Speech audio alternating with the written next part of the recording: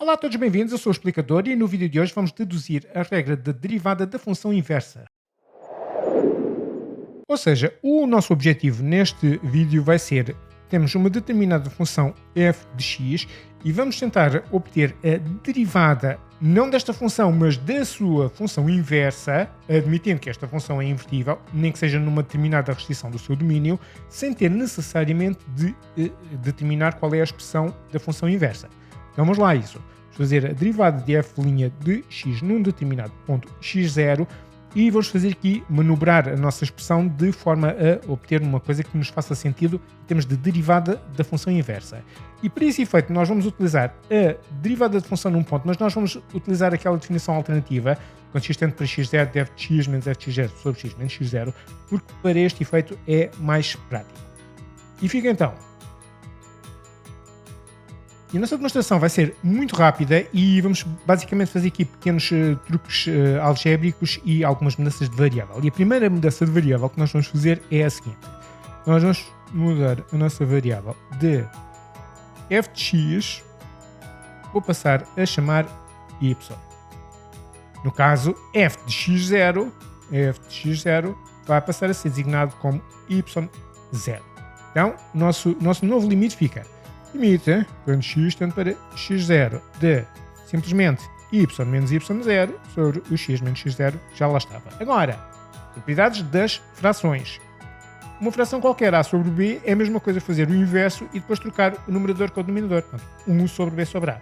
Nós vamos aplicar aqui esta propriedade porque nos vai ser útil, como já vamos ver um pouco mais à frente. Limite quando x tende para x0 de 1 sobre x menos x0 sobre y menos y0.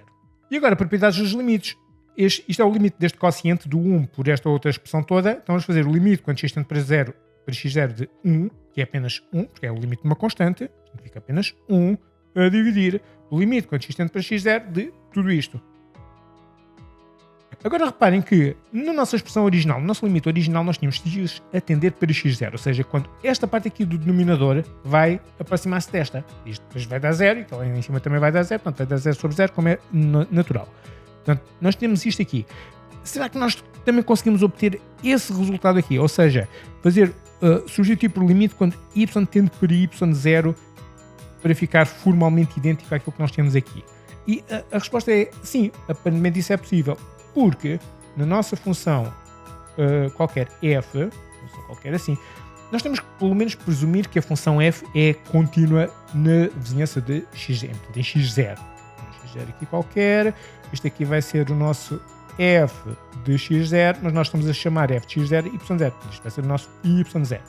E quando nós nos aproximamos do x0 aqui pelo eixo do x, quer seja pela esquerda, quer seja pela direita, é irrelevante. Por exemplo, aqui vamos aproximar-nos da esquerda. Temos aqui este valor aqui, este valor de x, tem aqui este valor f de x aqui, não é?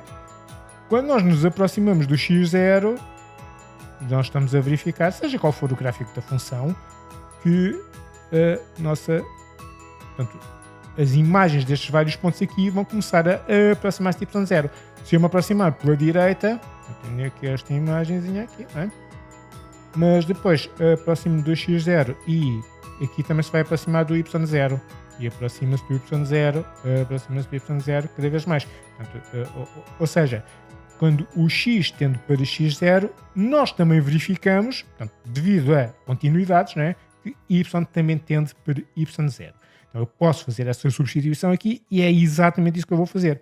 Fica-me 1 sobre o limite quando y tende para y0 de x menos x0 sobre y menos y0, que lá está. Estamos quase lá. O que é que falta mesmo? É só tratar aqui das x menos x0. E vamos fazer o seguinte, vamos fazer aqui um pequeno diagrama, um diagramazinho sagital, sétimo ano, para ilustrar exatamente o que é a função inversa. Ora, eu tenho aqui pontos. As coisas eu vou chamar x0, x1, x2, x3, etc. E tenho como imagens y0, y1, y2 e y3. E eu quero que esta função seja injetiva porque só as funções injetivas, ou pelo menos injetivas num determinado intervalo, é que admitem uma função inversa.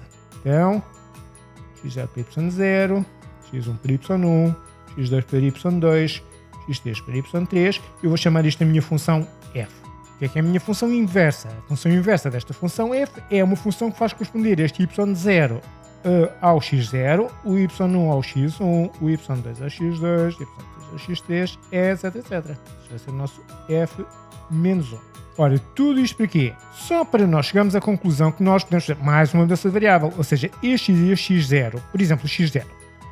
x0, na linguagem, transformando isto em linguagem de função inversa, porque isso tem que me aparecer no nosso limite, para nós podermos tirar conclusões em relação à derivada da função inversa, o nosso y0, aliás, o nosso x0 é a imagem de y0 dada pela função inversa, ou seja, f de y0 é, aliás, o f menos 1 da função inversa é o nosso x0.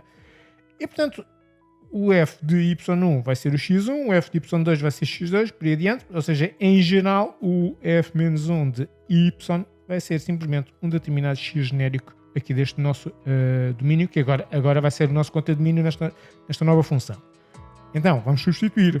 Fica 1 sobre limite, portanto, y tende para y0 de x, substituir por f menos 1 de y. F menos 1 de y menos x0 por f menos 1 de y0.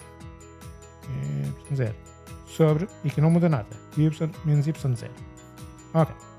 Então agora o que é isto aqui? Este limite todo que nós temos aqui é o quê?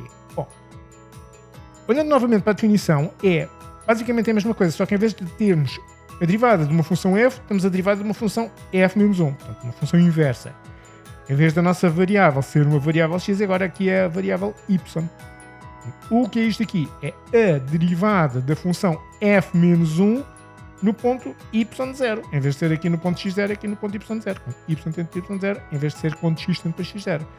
Isto fica condensado em 1 sobre f menos 1 linha de y0. Mas esta expressão que nós acabamos de obter é igual a f' de x0. Ou seja, fazendo esta igualdade, já está aqui, fica então que f' no ponto x0 é igual à derivada da função inversa no ponto correspondente y0. Portanto, y0 é sempre a imagem deste x0 aqui, portanto eles são pontos correspondentes.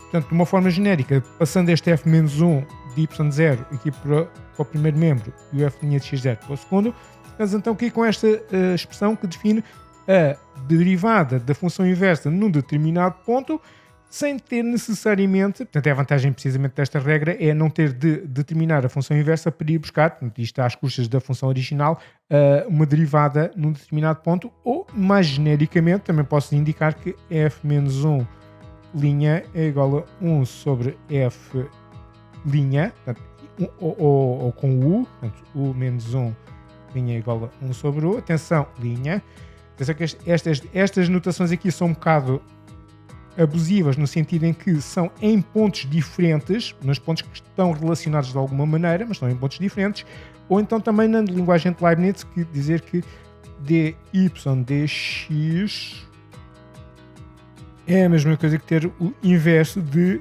dx dy, e dx dy é de facto a derivada da função inversa, embora aqui não seja muito explícito. E aliás, isto parece aqui um bocadinho óbvio, no sentido em que nós estivemos aqui a aplicar portanto isto basicamente é esta propriedade aqui, que nós estivemos a aplicar neste passo aqui. Mas a questão é que dy sobre dx não é uma fração, é uma razão, é uma proporção entre uma variação no y e uma variação no y e no x, mas não é uma fração e, portanto, esta propriedade não é garantida para este tipo de quocientes que aqui aparecem. Mas, felizmente, na prática, este dy sobre dx, em 99,999% das vezes, nós podemos tratar isto como uma fração e está sujeito exatamente às mesmas regras. E, finalmente, só para terminar, gostaria de deixar aqui um exemplo de como é que funciona em termos gráficos, em termos geométricos, para perceberem mais intuitivamente como é que funciona a regra da derivada da função inversa. E nós temos neste momento aqui duas funções a vermelho, uma delas é inversa da outra, e temos aqui também esta reta é a bissextra dos quadrantes ímpares, que é a reta y igual a x, e nós já sabemos que a função e a sua inversa têm esta linha, esta reta, como eixo de simetria. E neste momento temos aqui estas retas tangentes, estes dois pontos x0 e y0, têm exatamente neste momento o mesmo declive e são aproximadamente paralelas à bissextris dos quadrantes ímpares, portanto em princípio deve ser 1. E portanto o inverso de 1 é 1 e portanto o declive de uma é igual à outra. À medida que nós vamos fazendo variar a abscissa do x0 e portanto o y0 também vai movimentar-se, nós estamos a verificar, não é absolutamente óbvio, mas o declive de uma passa a ser o inverso do declive da outra. Que o ponto x0 e y0 são pontos simétricos em relação à reta bissextris dos quadrantes ímpares. Né? Temos aqui declive 1, portanto, e depois quando a reta passa em x0 tiver declive 2, a outra passa a ter declive 1/2, 3 passa a ter declive 1/3 e por aí adiante. E é assim que funciona em termos de derivada da função inversa. E pronto, por hoje é tudo. Em vídeos futuros vamos ter a oportunidade de aplicar esta fórmula e ver como é que ela funciona na prática. Entretanto, e como habitualmente, se tiver alguma dúvida ou alguma sugestão, deixem nos comentários e assim que puder eu respondo.